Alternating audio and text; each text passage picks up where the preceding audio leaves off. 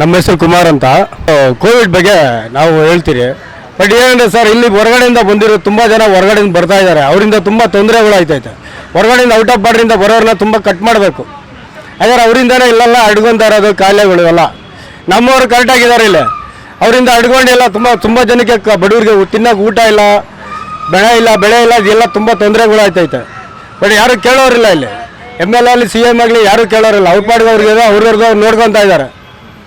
ಅವ್ರವ್ರು ನೋಡ್ಕೊತಾ ಇದ್ದಾರೆ. ಬಟ್ ಯಾರು ಬಿಡೋರನ್ನ ನೋಡ್ತಾ ಇಲ್ಲ. ಈ ಕಡೆ ನಾವು ಕಷ್ಟ ನೋಡಿ ಬಾಟ ಓಡಿಸ್ತೀರಿ, ಯಾರು ಇದು ಮಾಡಲ್ಲ, ಹೆಲ್ಪ್ ಇಲ್ಲ.